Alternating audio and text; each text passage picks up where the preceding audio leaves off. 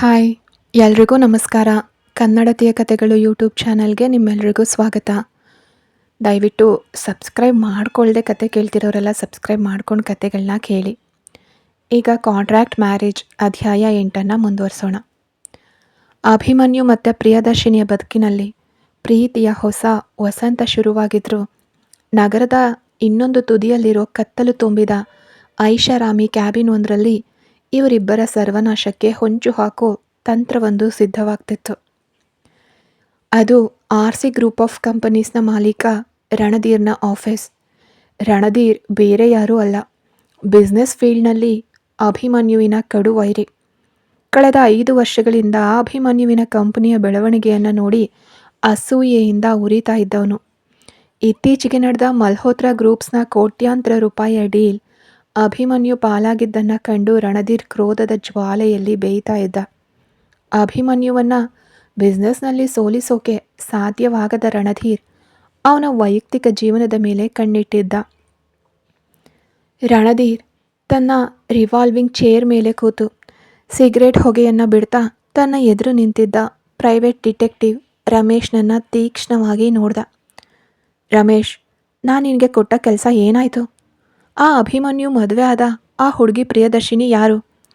ಅವಳ ಹಿನ್ನೆಲೆ ಏನು? ಎಲ್ಲ ಡೀಟೇಲ್ಸ್ ಸಿಕ್ತಾ ಅಂತ ಕರ್ಕಶ ಧ್ವನಿಯಲ್ಲಿ ಕೇಳ್ದ. ರಮೇಶ್ ತನ್ನ ಕೈಯಲ್ಲಿದ್ದ ಕಪ್ಪು ಬಣ್ಣದ ಫೈಲ್ನ ರಣಧೀರ್ ಟೇಬಲ್ ಮೇಲಿಟ್ಟು ವಿಕೃತವಾಗಿ ನಕ್ಕ. ಸರ್, ನೀವು ಅಂದ್ಕೊಂಡಿದ್ದಕ್ಕಿಂತ ದೊಡ್ಡ ಬಾಂಬೆ ಸಿಕ್ಕಿದೆ. ಅಭಿಮನ್ಯು ಇಡೀ ಜಗತ್ತಿಗೆ ತಾನು ಪ್ರೀತಿ ಮಾಡಿ ಮದುವೆ ಆಗಿದ್ದೀನಿ ಅಂತ ನಾಟಕ ಆಡ್ತಿದ್ದಾನೆ. ಆದರೆ ಅಸಲಿ ಸತ್ಯ ಬೇರೆಯೇ ಇದೆ. ಈ ಮದುವೆ ಕೇವಲ 1 ವರ್ಷದ ಕರಾರಿನ ಮೇಲೆ ನಡೆದಿರೋ ಕಾಂಟ್ರಾಕ್ಟ್ ಮದುವೆ ಸರ್ ಅಂದ ರಮೇಶ್. ವಾಟ್? ಕಾಂಟ್ರಾಕ್ಟ್ ಮದುವೆನಾ ಅಂತ ರಣಧೀರ್ ಚೇರ್ನಿಂದ ತಟ್ಟನೆ ಎದ್ದು ನಿಂತ. ಅವನ ಕಣ್ಣುಗಳಲ್ಲಿ ಕ್ರೂರವಾದ ಆನಂದ ಮಿಂಚಿತ್ತು. ಹೌದು ಸರ್ ಅಂತ ರಮೇಶ್ ವಿವರಿಸೋಕೆ ಶುರು ಮಾಡ್ದ.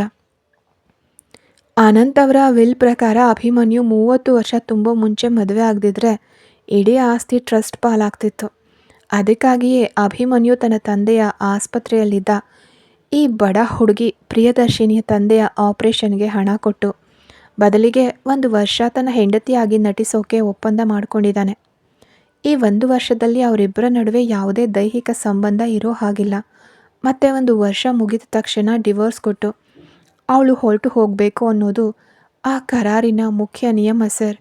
ಈಗೋ ಇಲ್ಲಿ ನೋಡಿ, ಆ ಕಾಂಟ್ರಾಕ್ಟ್ ಪೇಪರ್ಸ್ನ ಜೆರಾಕ್ಸ್ ಕಾಪಿ ಅಂತ ಫೈಲ್ ತೆರೆದು ತೋರಿಸ್ದ. ರಣಧೀರ್ ಆ ಕಾಂಟ್ರಾಕ್ಟ್ ಪೇಪರ್ಸ್ಗಳನ್ನು ಕೈಗೆತ್ಕೊಂಡು ಓದ್ತಿದ್ದಂತೆ ಅವನ ಮುಖದಲ್ಲೊಂದು ರಾಕ್ಷಸ ನಗು ಮೂಡಿತು. ಅಭಿಮನ್ಯು, ನೀನು ತುಂಬ ಬುದ್ಧಿವಂತ ಅಂತ ಅಂದ್ಕೊಂಡಿದ್ದೆ. ಆದರೆ ನಿನ್ನ ಆಸ್ತಿಯ ಆಸೆಯೇ ಇವತ್ತು ನಿನ್ನ ಪತನಕ್ಕೆ ದಾರಿಯಾಗಿದೆ. ಈ ಪೇಪರ್ಸ್ ಏನಾದರೂ ಅನಂತ್ ಅವರಿಗೆ ಸಿಕ್ಕರೆ ಅವರು ತಕ್ಷಣ ಅಭಿಮನ್ಯುವನ್ನು ಆಸ್ತಿಯಿಂದ ಹೊರಹಾಕ್ತಾರೆ. ಬಿಸ್ನೆಸ್ ಮಾರ್ಕೆಟ್ನಲ್ಲಿ ಇವನ ರೆಪ್ಯುಟೇಷನ್ ಮಣ್ಣು ಪಾಲಾಗತ್ತೆ ಅಂತ ಜೋರಾಗಿ ನಕ್ಕ. ಅವನು ತಕ್ಷಣ ತನ್ನ ಅಸಿಸ್ಟೆಂಟ್ಗೆ ಫೋನ್ ಮಾಡಿ, ಮುಂದಿನ ವಾರ ನಮ್ಮ ಕಂಪ್ನಿಯ ಆ್ಯನ್ಯುವಲ್ ಪಾರ್ಟಿ ಇದೆ, ಅದಕ್ಕೆ ಅನಂತ್ ವಿಲಾಸದ ಇಡೀ ಕುಟುಂಬಕ್ಕೆ ಇನ್ವಿಟೇಷನ್ ತಲುಪಿಸು. ವಿಶೇಷವಾಗಿ ಹೊಸ ದಂಪತಿಗಳು ಬರಲೇಬೇಕು ಅಂತ ಹೇಳು.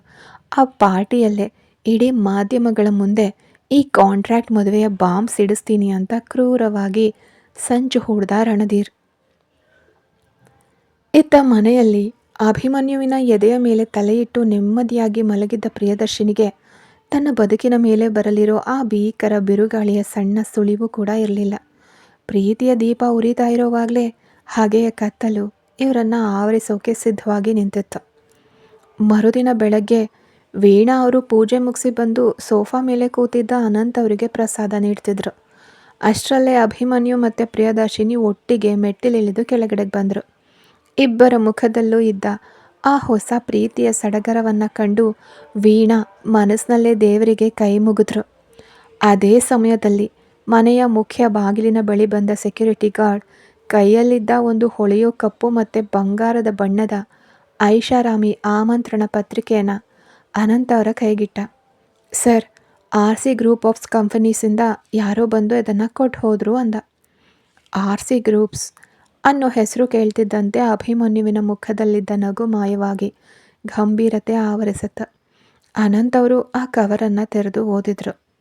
ಅಭಿ, ಇದು ರಣಧೀರ್ ಕಂಪ್ನಿಯ 20ನೇ ವರ್ಷದ ವಾರ್ಷಿಕೋತ್ಸವದ ಪಾರ್ಟಿ. ಮುಂದಿನ ಶನಿವಾರ ಇದು ನಗರದ 5 ಸ್ಟಾರ್ ಹೋಟೆಲ್ನಲ್ಲಿ ದೊಡ್ಡದಾಗಿ ಅರೇಂಜ್ ಮಾಡಿದ್ದಾರೆ. ನಮ್ಮ ಇಡೀ ಕುಟುಂಬಕ್ಕೆ, ವಿಶೇಷವಾಗಿ ಹೊಸ ದಂಪತಿಗಳಾದ ನಿಮಗೂ ಮತ್ತು ಪ್ರಿಯಾಗೆ ತಪ್ಪದೆ ಬರಬೇಕು ಅಂತ ಪರ್ಸ್ನಲ್ ಆಗಿ ನೋಟ್ ಬರೆದಿದ್ದಾನೆ ಅಂತ ಹೇಳಿದರು ಆನಂದ್. ಅಭಿಮನ್ಯು ತಕ್ಷಣವೇ, ಡ್ಯಾಡ್, ರಣಧೀರ್ ಎಂತಹ ನರಿ ಬುದ್ಧಿಯವನು ಅಂತ ನಮಗೆ ಗೊತ್ತು. ಬಿಸ್ನೆಸ್ನಲ್ಲಿ ಸದಾ ನಮ್ಮ ಬೆನ್ನಿಗೆ ಚೂರಿ ಹಾಕೋಕೆ ಕಾಯ್ತಿರ್ತಾನೆ. ಇಂಥವನ ಪಾರ್ಟಿಗೆ ನಾವು ಹೋಗೋ ಅಗತ್ಯ ಇಲ್ಲ ಅಂತ ತಣ್ಣಗೆ ನಿರಾಕರಿಸ್ದ. ಆದರೆ ಅನಂತ್ ಅವರು ತಲೆ ಆಡಿಸಿ, ಅಭಿಮನ್ಯು, ಬಿಸ್ನೆಸ್ ಫೀಲ್ಡ್ನಲ್ಲಿ ವೈರತ್ವ ಎಷ್ಟೇ ಇದ್ದರೂ ಸಮಾಜದ ಕಣ್ಣಿಗೆ ನಾವು ಶಿಷ್ಟಾಚಾರವನ್ನು ಮುರಿಬಾರ್ದು.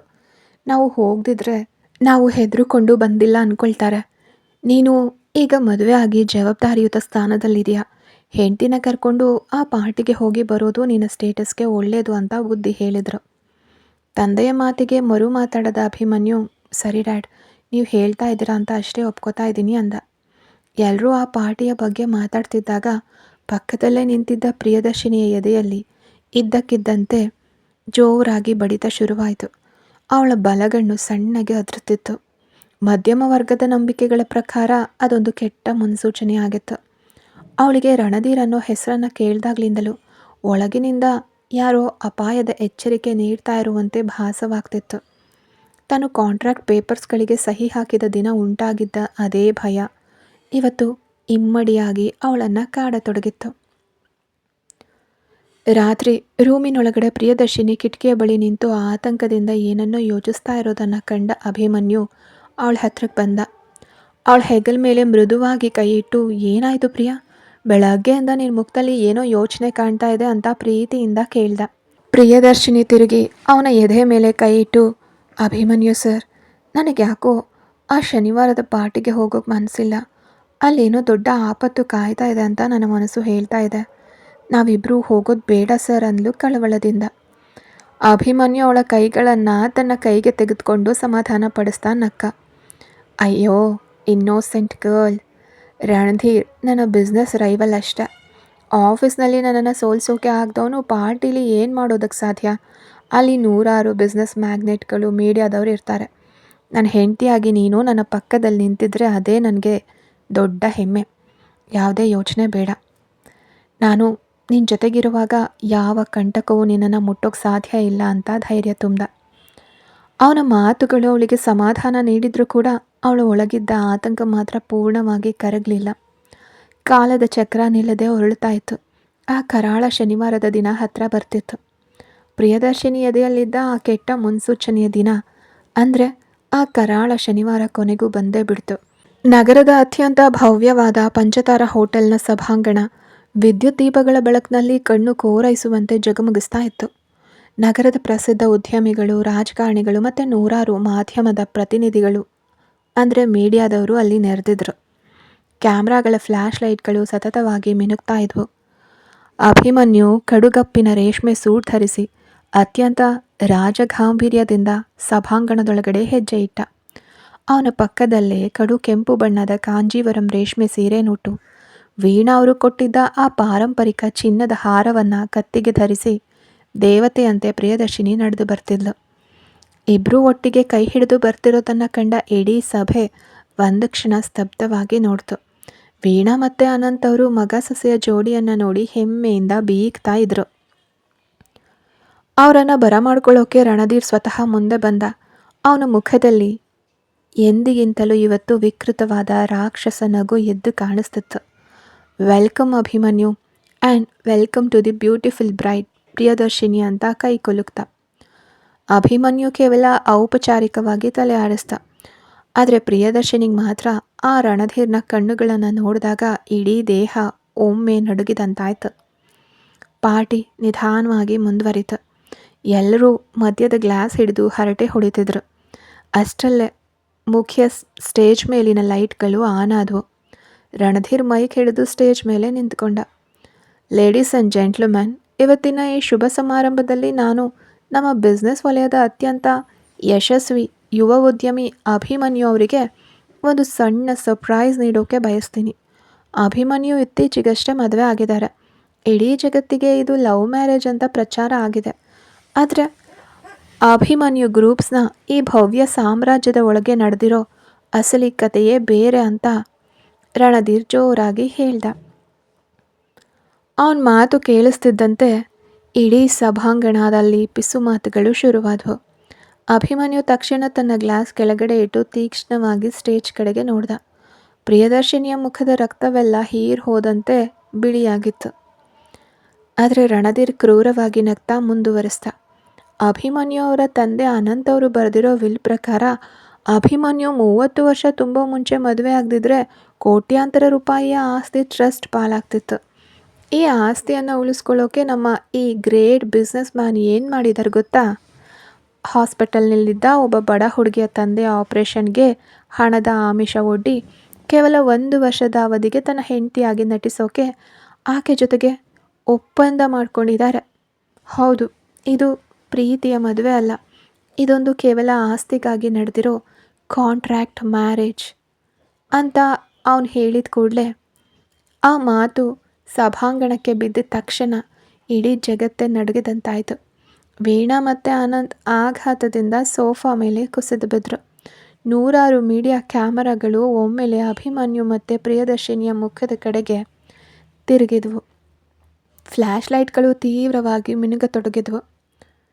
ಇದಕ್ಕೆ ಸಾಕ್ಷಿ ಇಲ್ಲ ಅಂತ ಅನ್ಕೋಬೇಡಿ ಅಂತ ರಣಧೀರ್ ಸ್ಟೇಜ್ ಹಿಂಭಾಗದ ಬೃಹತ್ ಪ್ರೊಜೆಕ್ಟರ್ ಸ್ಕ್ರೀನ್ ಮೇಲೆ ಕೈ ತೋರಿಸ್ದ. ಸ್ಕ್ರೀನ್ ಮೇಲೆ ಅಭಿಮನ್ಯು ಮತ್ತು ಪ್ರಿಯದರ್ಶಿನಿ ಸಹಿ ಹಾಕಿದ್ದ ಆ ಕಾಂಟ್ರ್ಯಾಕ್ಟ್ ಪೇಪರ್ಸ್ಗಳ ಪ್ರತಿಯೊಂದು ಪುಟವೂ ಸ್ಪಷ್ಟವಾಗಿ ಕಾಣಿಸತೊಡಗಿತ್ತು.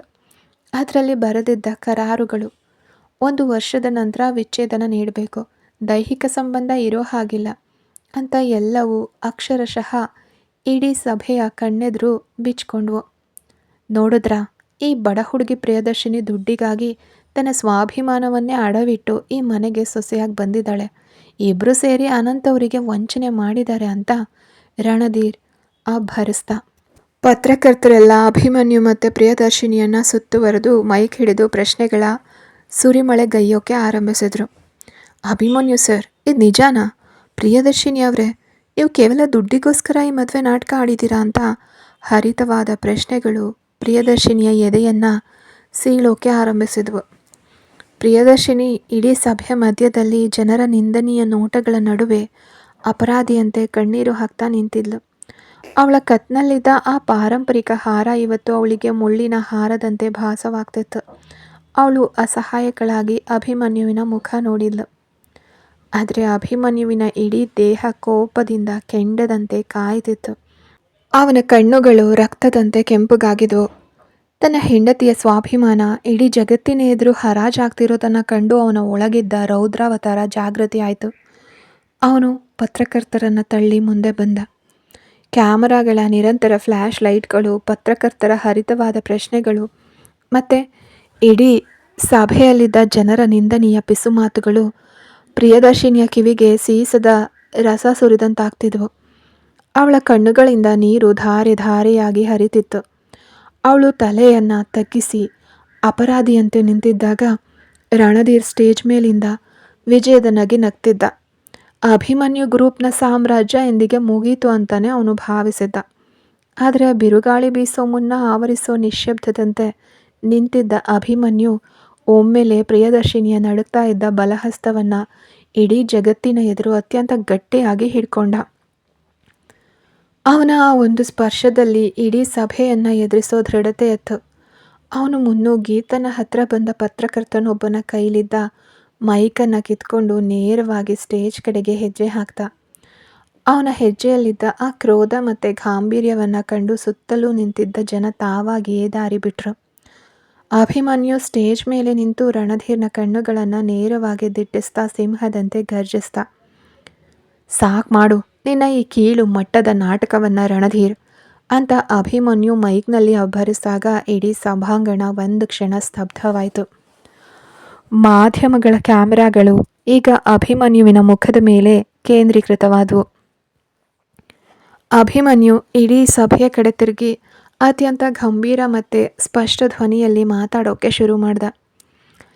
ಇಲ್ಲಿ ರಣಧೀರ್ ಪ್ರೊಜೆಕ್ಟರ್ ಮೇಲೆ ತೋರಿಸಿದ ಆ ಕಾಂಟ್ರಾಕ್ಟ್ ಪೇಪರ್ಸ್ 100ಕ್ಕೆ 100 ನಿಜ.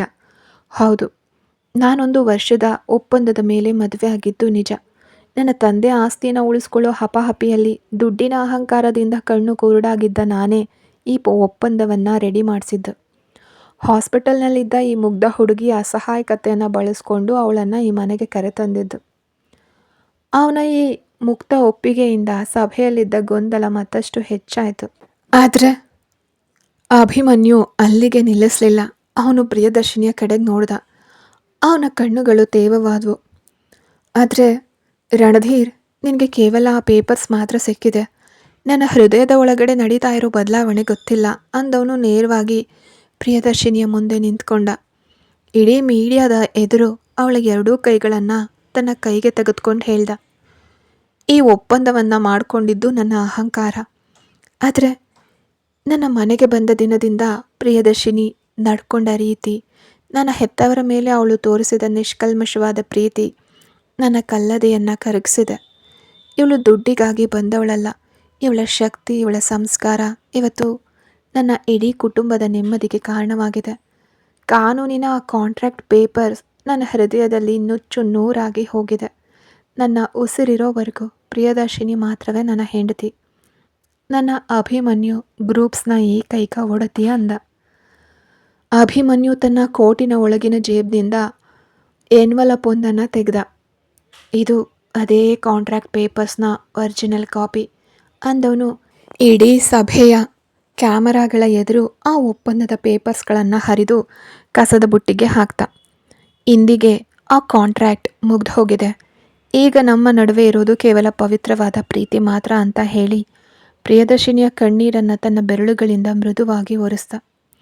ಅಭಿಮನ್ಯುವಿನ ಈ ಅದ್ಭುತ ಧೈರ್ಯ ಮತ್ತು ಪ್ರೀತಿಯ ಘೋಷಣೆಯನ್ನು ಕಂಡ ಸಭಾಂಗಣದಲ್ಲಿದ್ದ ಮಹಿಳೆಯರು ಮತ್ತು ಹಿರಿಯ ಉದ್ಯಮಿಗಳು ಒಮ್ಮೆಲೆ ಎದ್ದು ನಿಂತು ಚಪ್ಪಾಳೆ ತಟ್ಟೋಕೆ ಶುರು ಮಾಡಿದ್ರು. ಪತ್ರಕರ್ತರಿಗೆಲ್ಲ ರಣಧೀರ್ ಹೆಣೆದ ಸಂಚಿಗಿಂತಲೂ ಅಭಿಮನ್ಯುವಿನ ಈ ರೊಮ್ಯಾಂಟಿಕ್ ಮತ್ತು ದೃಢವಾದ ಪ್ರೇಮದ ಬಗ್ಗೆಯೇ ಒಪ್ಪಿಗೆಯೇ ದೊಡ್ಡ ಬ್ರೇಕಿಂಗ್ ನ್ಯೂಸ್ ಆಗಿ ಮಾರ್ಪಟ್ಟಿತ್ತು. ರಣಧೀರ್ ಸಾರ್ವಜನಿಕವಾಗಿ ತಾನೇ ತೋಡಿದ ಹಳ್ಳದಲ್ಲಿ ತಾನೇ ಬಿದ್ದು ಮುಖಭಂಗ ಅನುಭವಿಸಿ ಅಲ್ಲಿಂದ ಸದ್ದಿಲ್ಲದೆ ಜಾರ್ಕೊಂಡ. ಅಷ್ಟರಲ್ಲೇ ಸೋಫಾದಿಂದ ಎದ್ದು ಬಂದ ಅನಂತ್ ಮತ್ತು ವೀಣಾ ಅವರು ಮಗ ಮತ್ತು ಸೊಸೆಯ ಹತ್ರಕ್ಕೆ ಬಂದರು. ಅನಂತ್ ಅವರ ಕಣ್ಣುಗಳಲ್ಲಿ ಸಿಟ್ಟಿರಲಿಲ್ಲ, ಬದಲಿಗೆ ಮಗನ ಜವಾಬ್ದಾರಿಯುತ ವರ್ತನೆಯ ಬಗ್ಗೆ ಹೆಮ್ಮೆ ಇತ್ತು. ವೀಣಾ ಪ್ರಿಯದರ್ಶಿನಿಯನ್ನು ತಪ್ಪಿಕೊಂಡು, ನನಗೆ ಮೊದಲೇ ಗೊತ್ತಿತ್ತು ಮಗಳೇ, ನಿಮ್ಮ ನಡುವೆ ಏನೋ ಮುಚ್ಚುಮರೆ ಇತ್ತು ಅಂತ. ಆದರೆ ಇವತ್ತು ನನ್ನ ಮಗ ಆ ಕಾಗದದ ಬೇಲಿಯನ್ನು ಮುರಿದು ನಿನ್ನನ್ನು ನಿಜವಾಗಿ ಒಪ್ಕೊಂಡಿದ್ದಾನೆ. ಅಷ್ಟೇ ಸಾಕು ನನಗೆ ಅಂತ ಭಾವುಕರಾಗಿ ಆಶೀರ್ವದಿಸಿದ್ರು. ಪ್ರಿಯದರ್ಶಿನಿ ಇವತ್ತು ಜಗತ್ತಿನ ಅತ್ಯಂತ ಸುಖಿ ಹೆಣ್ಣಾಗಿದ್ಲು. ಅವಳ ಬದುಕನ್ನು ಆವರಿಸಿದ ಕಾಂಟ್ರಾಕ್ಟ್ ಅನ್ನೋ ಕರಾಳ ನೆರಳು ಇಂದಿಗೆ ಶಾಶ್ವತವಾಗಿ ಕರಗಿ ಹೋಗಿತ್ತು. ಅವಳು ಅಭಿಮನ್ಯುವಿನ ತೋಳುಗಳಲ್ಲಿ ಮುಖ ಮುಚ್ಚಿಕೊಂಡು ನೆಮ್ಮದಿಯ ನಿಟ್ಟುಸಿರು ಬಿಟ್ಲು. ಆ ಕರಾಳ ರಾತ್ರಿಯ ಪಾರ್ಟಿಯ ಬಿರುಗಾಳಿ ಶಾಂತವಾಗಿ ಜಗತ್ತಿನ ಎದುರು ತಮ್ಮ ಪ್ರೀತಿ ಅಧಿಕೃತವಾಗಿ ಗೆದ್ದ ನಂತರ ಅನಂತ್ ನಿವಾಸಕ್ಕೆ ಎಲ್ಲರೂ ಮರಳಿದಾಗ ಮಧ್ಯರಾತ್ರಿ ಕಳೆದಿತ್ತು. ಇಡೀ ಮನೆಯಲ್ಲಿ ಈಗ ಯಾವುದೇ ಮುಚ್ಚುಮರೆ ಇರಲಿಲ್ಲ. ಕಾಂಟ್ರಾಕ್ಟ್ ಅನ್ನೋ ಕಾಗದದ ಬೇಲಿ ಇರಲಿಲ್ಲ. ಇದ್ದದ್ದು ಕೇವಲ ನಿರಾಳತೆ ಮತ್ತು ನಿಷ್ಕಲ್ಮಶವಾದ ಪ್ರೀತಿಯ ಹಿತವಾದ ವಾತಾವರಣ ಇತ್ತು. ಮನೆಗೆ ಬಂದ ತಕ್ಷಣ ವೀಣಾ ಅವರು ಮುಗುಳ್ನಗ್ತಾ ಸೊಸೆಯ ಕೈ ಹಿಡಿದು, ಪ್ರಿಯಾ, ಇವತ್ತಿನಿಂದ ನಿನ್ನ ಬದುಕಿನ ಹೊಸ ಅಧ್ಯಾಯ ಶುರುವಾಗಿದೆ ಮಗಳೇ. ಇಷ್ಟು ದಿನ ಆ ಕಾಗದದ ಕರಾರುಗಳಿಗೆ ಹೆದರಿ ನೀವಿಬ್ಬರು ದೂರವಿದ್ದಿದ್ದು ಸಾಕು. ಇವತ್ತಿನ ರಾತ್ರಿ ನಿಮ್ಮಿಬ್ಬರ ನಿಜವಾದ ದಾಂಪತ್ಯದ ಮೊದಲ ರಾತ್ರಿ. ಇನ್ನು ಯಾವ ಸಂಕೋಚವೂ ಬೇಡ ಅಂತ ಪ್ರೀತಿಯಿಂದ ಹರಸಿ ಅವಳನ್ನು ರೂಮಿನ ಕಡೆಗೆ ಕಳಿಸ್ಕೊಟ್ರು. ಪ್ರಿಯದರ್ಶಿನಿ ಮೆಲ್ಲನೆ ಹೆಜ್ಜೆ ಇಡ್ತಾ ರೂಮ್ನೊಳಗಡೆ ಪ್ರವೇಶಿಸಿದಾಗ ಅವಳ ಹೃದಯದ ಬಡಿತ ಹತೋಟಿ ತಪ್ಪಿ ನೃತ್ಯ ಮಾಡ್ತಿತ್ತು. ಇಷ್ಟು ದಿನ ಆ ರೂಮ್ನಲ್ಲಿದ್ದ ಆ ಕಾಂಟ್ರಾಕ್ಟ್ನ ಕರಾಳ ನೆರಳು, ಹಳೆಯ ಕತ್ತಲು ಈಗ ಸಂಪೂರ್ಣವಾಗಿ ಮಾಯವಾಗಿತ್ತು. ವಿಶಾಲವಾದ ಕಿಟಕಿಯ ಗಾಜಿನ ಮೂಲಕ ತಿಳಿ ಬೆಣ್ಣೆಯಂತಹ ಚಂದಿರನ ಶೀತಲ ಬೆಳಕು ಜಿನುಗಿ ಬಂದು ಹೂವಿನ ಹಾಸಿಗೆ ಮೇಲೆ ಮುತ್ತಿನ ರಂಗೋಲಿಯಂತೆ ಬಿದ್ದಿತ್ತು. ಅವಳು ನಡುಗೋ ಕೈಗಳಿಂದ ವಾರ್ಡ್ರೋಬ್ ತೆರೆದ್ಲು.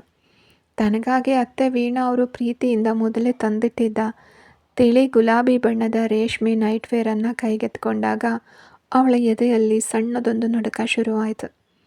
ಅದನ್ನು ಧರಿಸಿ ಬಂದು ಕನ್ನಡಿಯ ಮುಂದೆ ನಿಂತಾಗ ಕನ್ನಡಿಯಲ್ಲಿ ಕಂಡ ತನ್ನದೇ ರೂಪ ಅವಳಿಗೆ ಹೊಸದಾಗಿ ಭಾಸವಾಯಿತು. ಕೂದಲನ್ನು ಮುಕ್ತವಾಗಿ ಹೆಗಲ ಮೇಲೆ ಸಡಿಲವಾಗಿ ಬಿಟ್ಟಿದ್ಲು. ಚಂದ್ರನ ಬೆಳಕಿನಲ್ಲಿ ಅವಳ ಕೆನ್ನೆಗಳು ನಾಚಿಕೆಯ ಕೆಂಪು ಬಣ್ಣದಿಂದ ರಂಗೇರಿ ಜಗತ್ತಿನ ಅತ್ಯಂತ ಸುಂದರ ಹೆಣ್ಣಿನಂತೆ ಕಾಣಿಸ್ತಿದ್ಲು. ಅಷ್ಟರಲ್ಲೇ ರೂಮ್ನ ಬಾಗಿಲು ಮೆಲ್ಲನೆ ತೆರೆದು ಅಭಿಮನ್ಯು ಒಳಗಡೆ ಬಂದ. ಇಡೀ ಜಗತ್ತಿನ ಎದುರು ತನ್ನ ಪ್ರೀತಿಯನ್ನು ಗೆಲ್ಲಿಸಿ ಬಂದಿದ್ದ ಅವನ ಮುಖದಲ್ಲಿ ಒಂದು ವಿಚಿತ್ರವಾದ ನಿರಾಳತೆ ಇತ್ತು. ತನಗೆ ಅರಿಯದಂತೆ ಕುತ್ತಿಗೆಯಲ್ಲಿದ್ದ ಕಪ್ಪು ಬಣ್ಣದ ಸೂಟ್ ಮತ್ತು ಟೈ ಕಳಚಿ ಸಾಧಾರಣ ಬಿಳಿ ಬಣ್ಣದ ಮೃದುವಾದ ಕುರ್ತಾ ಧರಿಸಿದ್ದ ಅವನು ಎಂದಿಗಿಂತಲೂ ಹೆಚ್ಚು ಆಕರ್ಷಕವಾಗಿ ಮಾದಕವಾಗಿ ಕಾಣಿಸ್ತಿದ್ದ. ಅವನು ಬಾಗಿಲನ್ನು ಲಾಕ್ ಮಾಡಿ ತಿರುಗಿದ ತಕ್ಷಣ ಅವನ ತೀಕ್ಷ್ಣವಾದ ಕಣ್ಣುಗಳು ನೇರವಾಗಿ ಕನ್ನಡಿಯ ಮುಂದೆ ನಿಂತಿದ್ದ ಪ್ರಿಯದರ್ಶಿನಿಯ ಮೇಲೆ ಬಿದ್ದುವು. ತಿಳಿ ಗುಲಾಬಿ ಬಣ್ಣದ ಉಡುಪಿನಲ್ಲಿ ದೇವತೆಯಂತೆ ಕಂಗೊಳಿಸ್ತಾ ಇದ್ದ ಆ ಅಪ್ಸರೆಯಂತಹ ರೂಪವನ್ನು ಕಂಡು ಅವಳೆಡೆಗೆ ಸಾಗ್ತಿದ್ದ ಅವನ ಗಂಭೀರ ಹೆಜ್ಜೆಯ ವೇಗ ತಾನಾಗಿಯೇ ನಿಧಾನವಾಯಿತು. ಅವನ ಕಣ್ಣುಗಳಲ್ಲಿ ಪ್ರೀತಿಯ ಹಸಿವು ಮತ್ತು ಮೋಹ ಒಟ್ಟಿಗೆ ಮಿಂಚಿದ್ವು. ಅವನು ಸದ್ದಿಲ್ಲದೆ ಬೆಕ್ಕಿನ ಹೆಜ್ಜೆಯನ್ನಿಡ್ತಾ ಅವಳ ಹಿಂಭಾಗಕ್ಕೆ ಬಂದು ನಿಂತ್ಕೊಂಡ. ಕನ್ನಡಿಯಲ್ಲಿ ಇಬ್ಬರ ಕಣ್ಣುಗಳು ಒಂದನ್ನೊಂದು ಸಂಧಿಸಿದಾಗ ಇಡೀ ರೂಮ್ನಲ್ಲಿ ಒಂದು ಮಾದಕ ಮೌನ ಆವರಿಸಿತ್ತು.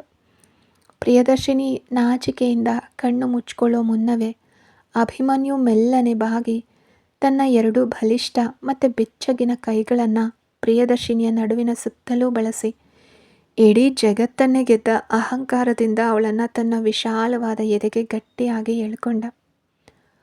ಅವನ ಎದೆಯ ಬಡಿತದ ವೇಗ ಅವಳ ಬೆನ್ನಿಗೆ ಸ್ಪಷ್ಟವಾಗಿ ಕೇಳಿಸ್ತಿತ್ತು.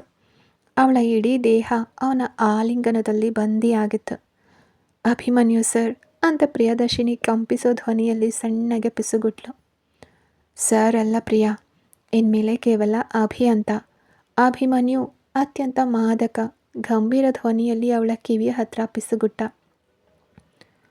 ಅವನ ಉಸಿರಿನ ಬಿಸಿ ಗಾಳಿ ಅವಳ ಕಿವಿಯ ಹಾಳೆಯನ್ನು ತಾಕಿತ್ತು. ಅಷ್ಟಕ್ಕೆ ನಿಲ್ಲದೆ ತನ್ನ ತುಟಿಗಳಿಂದ ಅವಳ ಕುತ್ತಿಗೆಯ ಮೃದುವಾದ ಸುಕೋಮಲವಾದ ಚರ್ಮದ ಮೇಲೆ ಮೊದಲ ಪ್ರೇಮದ ಬೆಚ್ಚಗಿನ ಮುದ್ರೆಯನ್ನು ಒತ್ತುದ. ಆ ಅಪರಿಚಿತ ಸ್ಪರ್ಶಕ್ಕೆ ಪ್ರಿಯದರ್ಶಿನಿ ಇಡೀ ದೇಹದಲ್ಲಿ ಒಮ್ಮೆಲೆ ಕೋಟಿ ವೋಲ್ಟ್ ವಿದ್ಯುತ್ ಸಂಚಾರವಾದಂತಾಯಿತು. ಅವಳು ಅದನ್ನೆಲ್ಲ ತಡೆಯೋಕ್ಕಾಗದೆ ಕಣ್ಣುಗಳನ್ನು ಬಿಗಿಯಾಗಿ ಮುಚ್ಕೊಂಡ್ಳು. ಅಭಿಮನ್ಯು ಅವಳ ಹೆಗಲನ್ನು ಹಿಡಿದು ನಿಧಾನವಾಗಿ ತನ್ನ ಕಡೆಗೆ ತಿರುಗಿಸ್ಕೊಂಡ. ಅವಳ ಮುಖದ ಮೇಲೆ ಅಲೆ ಅಲೆಯಾಗಿ ಬಿದ್ದಿದ್ದ ಮುಂಗುರುಳನ್ನು ಅತ್ಯಂತ ಮೃದುವಾಗಿ ತನ್ನ ಬೆರಳುಗಳಿಂದ ಸರಿಸ್ತಾ ಕಿವಿಯ ಹಿಂದೆ ಸಿಕ್ಕಿಸ್ದ. ನಂತರ ಅವಳ ಹೂವಿನಂತಹ ಗಲ್ಲವನ್ನು ತನ್ನ ಹೆಬ್ಬೆರಳಿನಿಂದ ಮೆಲ್ಲನೆ ಎತ್ತಿ ಹಿಡ್ದ. ಅವಳ ಕಣ್ಣುಗಳಲ್ಲಿ ಕಾಡ್ತಿದ್ದ ನಾಚಿಕೆಯನ್ನು ನೋಡಿ ಅವನ ಒಳಗಿದ್ದ ಪ್ರೀತಿ ಉಕ್ಕಿ ಬಂತು. ಇಷ್ಟು ದಿನ ನನ್ನ ಅಹಂಕಾರದಿಂದ ಮೂರ್ಖತನದಿಂದ ನಿನ್ನನ್ನು ನನ್ನಿಂದ ದೂರ ತಳ್ಳಿದ್ದಕ್ಕೆ ಇವತ್ತು ರಾತ್ರಿ ನಾನು ಸಂಪೂರ್ಣವಾಗಿ ಪ್ರಾಯಶ್ಚಿತ್ತ ಮಾಡ್ಕೊಳ್ಬೇಕು ಪ್ರಿಯಾ. ನಿನ್ನ ಈ ಕಣ್ಣೀರು, ನಿನ್ನ ಈ ತಾಳ್ಮೆ, ನೀನು ತೋರಿಸಿದ ನಿಷ್ಕಲ್ಮಶವಾದ ಪ್ರೀತಿ ನನ್ನನ್ನು ನಿನ್ನ ಪ್ರೇಮದ ಶಾಶ್ವತ ಗುಲಾಮನನ್ನಾಗಿ ಮಾಡಿದೆ ಅಂತ ಅವಳ ತೇವವಾಗಿದ್ದ ಕಣ್ರೆಪ್ಪೆಗಳ ಮೇಲೆ ತನ್ನ ಒದ್ದೆಯಾದ ತುಟಿಗಳನ್ನಿಟ್ಟು ಅತ್ಯಂತ ಆರ್ದ್ರವಾಗಿ ಮುತ್ತಿಟ್ಟ ಅಭಿಮನ್ಯು. ಅವನ ಅಪಾರ ಪ್ರೀತಿಯ ಸುರಿಮಳೆಗೆ ಪ್ರಿಯದರ್ಶಿನಿಯ ಕಣ್ಣುಗಳಿಂದ ಆನಂದದ ಹನಿಗಳು ಜಾರಿ ಅವನ ಕೈಗಳ ಮೇಲೆ ಬಿದ್ವು. ಅವಳು ತನ್ನ ಎರಡೂ ಮೃದುವಾದ ಕೈಗಳಿಂದ ಅವನ ಕುತ್ತಿಗೆಯನ್ನು ಬಿಗಿಯಾಗಿ ಆವರಿಸ್ಕೊಂಡ್ಳು. ಅವನ ವಿಶಾಲವಾದ ಎದೆಯ ಮೇಲೆ ಮುಖ ಮುಚ್ಕೊಂಡು, ನನಗೆ ನಿಮ್ಮ ಹಣ, ಆಸ್ತಿ, ಅಂತಸ್ತು ಯಾವುದು ಬೇಡ ಅಭಿ. ಇನ್ಮೇಲೆ ನಿಮ್ಮ ಈ ಎದೆಯ ಬಡಿತದಲ್ಲಿ ನನಗೆ ಸಣ್ಣ ಸ್ಥಾನ ಸಿಕ್ಕರೆ ಅಷ್ಟೇ ಸಾಕು. ನನ್ನನ್ನು ಎಂದಿಗೂ ದೂರ ಮಾಡಬೇಡಿ ಅಂದ್ಲು ಸಂಪೂರ್ಣವಾಗಿ ಭಾವುಕಳಾಗಿ. ಅಭಿಮನ್ಯು ಅದಕ್ಕೆ ಪ್ರತಿಯಾಗಿ ಏನೂ ಮಾತಾಡದೆ ತನ್ನ ಕಣ್ಣುಗಳಿಂದಲೇ ಪ್ರೀತಿಯ ಭಾಷೆಯನ್ನು ಹೆಣ್ದ. ಮರುಕ್ಷಣವೇ ಅವಳನ್ನು ಅತ್ಯಂತ ಸುಕೋಮಲವಾಗಿ ಒಂದು ಹೂವನ್ನು ಎತ್ತುವಂತೆ ತನ್ನ ಬಲಿಷ್ಠ ಬಾಹುಗಳಲ್ಲಿ ಎತ್ಕೊಂಡ. ಪ್ರಿಯದರ್ಶಿನಿ ಗಾಬರಿಯಿಂದ ಅವನ ಹೆಗಲನ್ನು ಗಟ್ಟಿಯಾಗಿ ಹಿಡ್ಕೊಂಡ್ಳು. ಚಂದಿರನ ಬೆಳಕು ಜಿನುಗ್ತಾ ಇದ್ದ ಆ ಮಂಚದ ಕಡೆಗೆ ಅವನು ಜವಾಬ್ದಾರಿಯಿಂದ ಹೆಜ್ಜೆ ಹಾಕ್ದ. ಹೂವಿನ ಹಾಸಿಗೆಯ ಮೇಲೆ ಅವಳನ್ನು ಅತ್ಯಂತ ಮೃದುವಾಗಿ ಮಲಗಿಸಿ ತಾನೂ ಅವಳ ಪಕ್ಕದಲ್ಲೇ ಸರಿದು ಕೂತ. ಚಂದ್ರನ ಬೆಳಕು ಇಬ್ಬರ ಮುಖದ ಮೇಲೂ ಪ್ರೇಮದ ರಂಗು ಚೆಲ್ಲಿತ್ತು. ಅವನು ಅವಳ ಮೃದುವಾದ ಕೈ ಬೆರಳುಗಳನ್ನು ತನ್ನ ಗಡಸು ಕೈ ಬೆರಳುಗಳೊಳಗೆ ಪೋಣಿಸಿ ಲಾಕ್ ಮಾಡ್ದ. ನಂತರ ಅವಳ ಮುಖದ ತೀರಾ ಹತ್ರ ತನ್ನ ಮುಖವನ್ನು ತಂದ. ಇಬ್ಬರ ಉಸಿರಾಟದ ಬಿಸಿ ಪರಸ್ಪರ ಮುಖಕ್ಕೆ ತಾಗ್ತಾ ಎದೆ ಬಡಿತವನ್ನು ಇಮ್ಮಡಿಗೊಳಿಸ್ತಿತ್ತು. ಪ್ರಿಯದರ್ಶಿನಿ ನಾಚಿಕೆಯ ತುತ್ತ ತುದಿಗೆ ತಲುಪಿ ತನ್ನ ಮುಖವನ್ನು ಪಕ್ಕಕ್ಕೆ ತಿರುಗಿಸೋಕೆ ಪ್ರಯತ್ನಿಸಿದಾಗ ಅಭಿಮನ್ಯು ತನ್ನ ಹಕ್ಕನ್ನು ಚಲಾಯಿಸುವಂತೆ ಅವಳ ಕೆನ್ನೆಯನ್ನು ಹಿಡಿದು ನೇರಗೊಳಿಸಿದ. ಅವನು ಮೆಲ್ಲಗೆ ಬಾಗಿ ಅವಳ ಗುಲಾಬಿ ದಳದಂತಹ ತುಟಿಗಳ ಮೇಲೆ ತನ್ನ ತೇವವಾದ ತುಟಿಗಳನ್ನಿಟ್ಟು ಇಷ್ಟು ದಿನ ಇಬ್ಬರ ನಡುವೆ ಇದ್ದ ಆ ಮೌನದ ಬೇಲಿಯನ್ನು ಶಾಶ್ವತವಾಗಿ ಮುರಿದ. ಆ ದೀರ್ಘವಾದ, ಮಾದಕವಾದ ಹಾಗೆ ಮಧುರವಾದ ಚುಂಬನದಲ್ಲಿ ಇಷ್ಟು ದಿನ ಅನುಭವಿಸಿದ ವಿರಹ ವೇದನೆ, ಕಾಂಟ್ರಾಕ್ಟ್ನ ಕಹಿ ನೆನಪುಗಳು ಎಲ್ಲವೂ ಕರಗಿ ಅಮೃತವಾಗಿ ಬದಲಾಗಿದ್ವು.